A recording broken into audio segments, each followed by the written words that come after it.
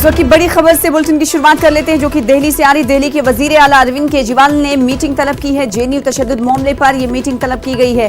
दिल्ली के वज़रा और आम आदमी पार्टी के लीडर मीटिंग में मौजूद हैं। तो इस वक्त की बड़ी खबर आपको बता दें, दिल्ली के वजीर आला अरविंद केजरीवाल ने मीटिंग का इनेकाद किया है, मीटिंग तलब की है। जेएनयू तशद्दुद मामले पर यह मीटिंग तलब की गई है। कल आपको बता दें कि देर शाम जेएनयू के तलबा पर नकाबपोशों की तरफ से हमला किया गया था, जिसका इल्जाम एबीवीपी पर लग रहा है। और इस बीच आपको बता दें, कल ही ट्वीट अरविंद केजरीवाल की तरफ से किया गया था और इस हमले की मजम्मत की थी।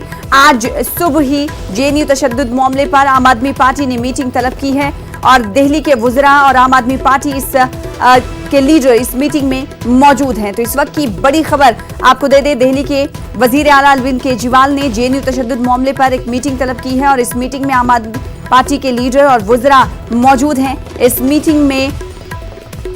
मीटिंग के बाद मालूम होगा कि इस मीटिंग में जेएनयू तशद्दुद मामले पर पार्टी ने क्या कुछ फैसला लिया है, किस तरह से इस मामले पर गौर खौज किया गया। आगे इस हवाले से हम आपको अपडेट करते रहेंगे। फिलहाल बड़ी खबर यह है कि कल जिस तरह से देर शाम जेएनयू में नकाबपोशों की तरफ से हमला किया गया, जिसमें जेएनयू की सदर भी जख्मी हुई हैं। तकरीबन 20 तलबा बताया जा रहा है कि जख्मी हैं, जो एम्स के ट्रॉमा सेंटर में जेरे इलाज है। वहीं कई असातिज़ा भी इस हमले की जद में आए, जिसके बाद आज सुबह ही दिल्ली के वजीर आला अरविंद केजरीवाल ने मीटिंग तलब की है और इस मीटिंग में हमले के ताल्लुक से क्या कुछ फैसला लिया जाएगा, वो आपको आगे अपडेट करते रहेंगे।